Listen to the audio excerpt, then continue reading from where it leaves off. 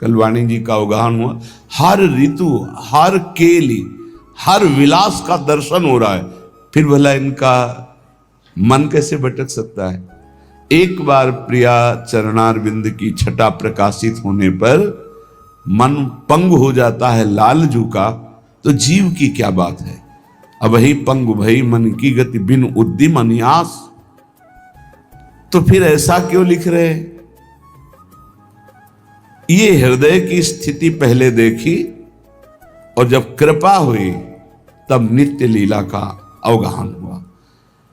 सबका हृदय भटकता है, अपने आराध्य देव में समर्पित हो जाने के बाद ये सब खत्म हो जाता है। जैसे सूरदास जी दिव्य लीलाओं में प्रवेश किए हुए महापुरुष, वो लिखते मोशम कौन कुटिल खल कामी, ये उन्होंने अपने हृदय को देखा है, कुटिलता देखी, काम देखा है। फिर जब हरिजू की कृपा हुई तब दिव्य लीलाओं का दर्शन भी किया। तो ये पद कब कहां लिखे गए हैं उसका भाव होता है। जब दिव्य लीलाओं में प्रवेश है तब ये थोड़ी। पूज्य श्री वल्लभाचार्य जी भगवान जब सूरदास जी से का पद सुनाओ तो दैन्य पद सुना, कब कब तक घिघियाते रहोगे। प्रभु की कोई लीला का पद सुनाओ तो उनका प्रभु लीला स्फुरित हो तब तो सुनाए। तो कर कमल जे भी अभय कमल सर पर रखा, ये बड़ा चमत्कारिक होता है आचार्य गुरुजनों का कृपा प्रसाद। कटे कर्म बंधन संसारी, कमल कर जिन अभय दीन्हे कर्म बंधन सब कटे। उसी समय दिव्य लीला का प्रादुर्भाव। फिर देखो लाखों की संख्या में लीला के पद श्री सूरदास जी ने। ऐसे बड़े महापुरुष जब विनय करते हैं तो उनके हृदय में अपने हृदय की स्थिति जो पूर्व से रही है उसको लिखते हैं। जैसे गोस्वामी तुलसीदास जी कह रहे, जो मैं अपने अवगुण कहूं, तो इतने बड़े भक्ति, वैराग्य, ज्ञान, लीला चरित्रों का पूर्ण वर्णन करने वाला त्रिकालज्ञ महापुरुष फिर ऐसा क्यों लिख रहा है, जो मैं अपने अवगुण कहूं। ये लीला स्फुरित होने के पहले की बात है। उसका चिंतन करते हैं और अब की कृपा का चिंतन करते हैं, तब कह रहे अगर मैं अपनी अवगुणों की कथा लिखूं तो एक ग्रंथ लिख जाएगा, बाढ़ई कथा पार नहीं लाऊं। एक दैन्यता होती है पूर्व और वर्तमान की लीलास्थ। जैसे ध्रुवदास जी प्रियालाल की दिव्य केली को देखने वाले महापुरुष, वो कह रहे हैं कि सबय अंग गुणहीन हो, ताको यतन न कोई, एक किशोरी कृपाते जो कछ होए सो होई। ये अत्यंत दैन्य स्थिति महापुरुषों में पाई गई। बड़े बड़े महापुरुष, हरिवंश महाप्रभु को हम तुच्छा परम मधमा, ये पूर्व और वर्तमान स्थिति इनमें नहीं है, ये दैन्य है। ये भक्ति का परम स्वरूप दैन्य है और दैन्य ही प्रियालाल को अधीन करता है, दैन्य ही परम प्रेम प्रकाशित करता है। उपासक के वचन में दैन्य, आचरण में दैन्य और मन में दैन्य, तो प्रभु मिलना दुर्लभ नहीं रहता। पर यह दैन्यता आती ही है रसिकों के संग से, ये कहीं बाजार में नहीं मिलती। इसी दैन्यता में इष्ट प्रेम होता है। आप किसी भी महापुरुष के वचन पढ़ के देखो, आराध्य देव से जब बात कर रहे होंगे, जैसे भोरी सखी, कहां मैं कुटिल, कहां मैं मलिन और कहां आप प्रियाजू, जब आपने कृपा करके स्वीकार किया तो अब दर्शन दे दो। अपनी कुटिलता आराध्य देव की कृपा, अपनी मलिनता आराध्य देव का प्रसाद, जो परम सद्गुण, परम भागवतिक, ये उपासक देखता रहता है। उपासक के हृदय में कभी अहंकार नहीं आ सकता किसी भी पक्ष से, क्योंकि वो अपने को देखता है और कृपा को देखता है। वो केवल अपने को नहीं देखता, वो अपने को भी देखता है और कृपा को भी देखता है। और अहंकारी केवल अपने को देखता है, कृपा को नहीं देखता। और प्रेमी अपने को भूल जाता है, केवल कृपा को देखता है, केवल कृपा को। उस कृपा स्थिति में किंचन मात्र कहीं कोई दोष हृदय में उत्पन्न ही नहीं हो सकता, ऐसी स्थिति होती है। हे राधा वल्लभ लाल, भटकत फिरत छाड़ी पद सेवा खेच लेहु अब तट के, अपनो करी मुही कैसे छाड़ो पकड़ी बाहु को झटके। हे प्रभु, आपके श्री चरणों का चिंतन सेवा छोड़कर काम क्रोध लोभ मोह मद मत्सर की वृत्तियों में भटक रहा हूं। खींच लो मुझे, अब खींच लो प्रभु, आप खींच लो। यही भक्त देखता है कि मुझे प्रभु ने बचाया, और ये सच्ची कहता हूं, कर लो। निर्विकार स्थिति केवल कृपा से होती है, चाहे उसे गुरु कृपा कहो चाहे इष्ट कृपा कहो। ये शब्द आप हृदय में बैठा लो। निर्विकार स्थिति केवल कृपा से होती है। साधना से बचाव पक्ष चलता रहता है, लेकिन विकार चिंगारी की तरह बने रहते हैं। अगर फूस और वायु अनुकूल मिल जाए तो ज्वाला बनने में देर नहीं लगती, लेकिन वो चिंगारी बुझती है कृपा से। ये पक्की बात है। चाहे ज्ञान मार्ग का पथिक हो चाहे भक्ति मार्ग का, गुरु कृपा ही केवलम मोक्ष मूलम गुरु कृपा। वही राधा वल्लभ लाल जो गुरु है, वही हमारे इष्ट है। हमारे गुरुदेव ही राधा वल्लभ लाल है, राधा वल्लभ लाल ही गुरुदेव है। हरि हरिवंश भेद नहीं होई, प्रभु ईश्वर जाने सब कोई। दोई कहे ना अनन्यता, विश्वंभर सब जगह भास। जस वर्णो हरिवंश विलास, श्री हरिवंश गाय हो। हे गुरुदेव, हे राधा वल्लभ लाल, बहुत भटक चुका, अब खींच लीजिए। और प्रभु बाह पकड़ के रखना, हम फिर भी छुड़ा के भाग सकते हैं। अपनो करीमुई कैसे छाड़ो पकड़ी बाह को झटके। नाथ, अपना करके छोड़ मत देना, बाह पकड़े रहना, क्योंकि हमारी विश्वास स्थिति अपने में नहीं है। कभी किसी भी माया के आकर्षण से हम भाग सकते हैं। प्रभु मुझे पकड़े रहना। ये अत्यंत दयनीय स्थिति है, अत्यंत दयनीय स्थिति। नाथ, आपका स्वभाव है एक बार जिसे पकड़ लिया छोड़ते नहीं, पर मेरा चंचल स्वभाव है, मैं छोड़ सकता हूं आपको। तो आपके स्वभाव को जानते हुए आपकी कृपा से आपको याद दिला रहा हूं कि आप मुझे विषय दलदल से खींच लीजिए और खींच कर पकड़े रहिएगा, छोड़िएगा नहीं। अगर छोड़ देंगे नाथ तो फिर मैं भटक जाऊंगा।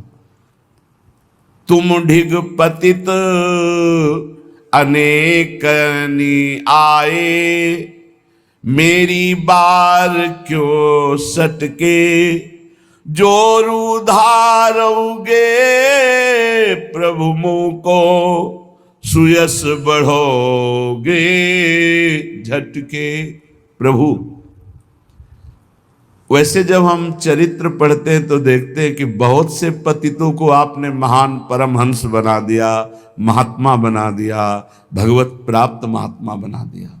नाथ, यदि हमारा भी उद्धार कर दोगे तो आपका सुयस बहुत झटके में बढ़ जाएगा कि ऐसे नीच को भी परमहंस बना दिया, ऐसे नीच को भी महात्मा बना दिया। प्रभु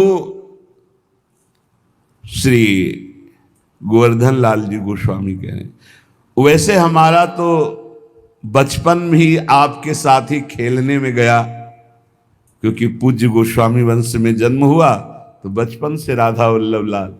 बालक पनसो प्रीति करी, ताही और निबाहो डट के।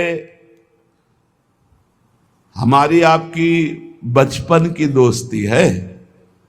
बचपन की दोस्ती बड़ी निर्मल दोस्ती होती है, जैसे भगवान श्री कृष्ण और सुदामा जी की थी। पवित्र होती है, निर्विकार होती, क्योंकि बच्चे निर्विकार होते हैं। आज के बच्चे मोबाइल और कुसंग के प्रभाव से विकारी हो गए, नहीं तो 15-16 तक तो संभावना ही नहीं थी कि कोई काम वेदना या कोई काम क्रीड़ा आदि का भाव। बड़ा निर्मल स्वभाव देखा है, गांव में बड़ा निर्मल स्वभाव देखा है। प्रभु हमारी आपकी बचपन से दोस्ती है, असुविधा ही भगवान की तरफ बढ़ाती है। तो मित्र सुविधा में बनते हैं, असुविधा युक्त जीवन में कोई मित्र नहीं बनता। कोई नहीं मित्र बना, कोई आके एक भी नहीं कह सकता मेरा ये मित्र है। तो शत्रु की तो कोई बात ही नहीं। बचपन से इन्हीं से प्रीति की है, रूप अलग रहा है भगवान शाम्ब सदाशिव। कर्पूर गौरम, तो वही नेत्र गोरापन में इधर आ गए तो फिर इधर तो गोरा ही गोरा सब है। सांवरा भी गोरा बन जाता है, ऐसा गोरा रंग है यहाँ का। पर पहले प्रारंभिक जीवन चंद्रावतंशम, बड़ा सुंदर रूप है भगवान शिव का, बड़ा सुंदर रूप। आप समझो कि जैसे हमारी स्वामिनी जो सुंदरता की सीमा है, तो आपको सच्ची कहते हैं। एक रूप भगवान शंकर का ऐसा जो महान सौंदर्यमय है। प्रभु प्रभु ही है ना, वही तो सब रूपों में है। निकुंज में अनुभव कराने लगेगी कि मैं विराजमान हूं। नित्य बिहारी नव किशोर दो, जीठा राजे तड़ित नील मणि प्रभा, कोटि मनमथ लखिलाजे। यही विराजमान है। यही अलग अलग दर्शन है। चश्मा बदलो तो अलग अलग जैसे नहीं रूप दिखाई देने लगेगा, बड़ा छोटा ऐसा भयावह ऐसा। बहुत सुंदर है। चरणों में नेत्रों का समर्पित हो जाना। अब हमारे लिए कोई और नहीं, कोई ठौर नहीं। ये परिपक्व अवस्था है। इंद्रियां चंचल हैं, मन चंचल है, कोई फर्क नहीं पड़ेगा। इस बात को गंभीरता से समझ लिया जाए। प्रभु एक अपनेपन को ही मानते हैं, चाहे जितनी बड़ी बड़ी साधना हो। यदि कोई और है, कोई और ठौर है, तो रंग नहीं आएगा। ये रसिकों के संग से और ठौर दोनों खत्म हो जाती है। एक अनन्य आश्रय आ जाता है। ये बहुत बड़ा विश्राम स्थल है। भरोसा, आश्रय, शरणागति, अपनापन, अवलंबन, प्रपत्ति, ये सब एक ही पर्यायवाची शब्द हैं। एक ही बात है और यही विश्राम है। आगे वर्णन करते हैं कि मेरा हृदय कहीं भी जा सकता है, मेरे में सामर्थ्य नहीं है। आप इसको पकड़ लीजिए तो ये कहीं ना जाए। हे हृदयाराध्य राधा वल्लभ लाल, आप अपने श्री चरण प्रकाशित कीजिए हृदय में, तो हमारा हृदय फिर कहीं किसी को अपना ना मान ले।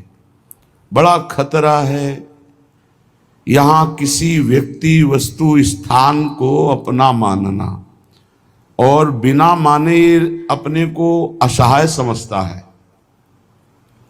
कोई व्यक्ति दोस्त ना हो, कोई हमारी अनुकूलता ना बने, कोई पदार्थ जो हम चाहते ना मिले, तो ऐसा लगता है जीवन अधूरा है। यद्यपि ये जीवन बहुत अच्छा जीवन है, पर प्रभु से अपनापन न होने के कारण उसे अधूरा लगता है।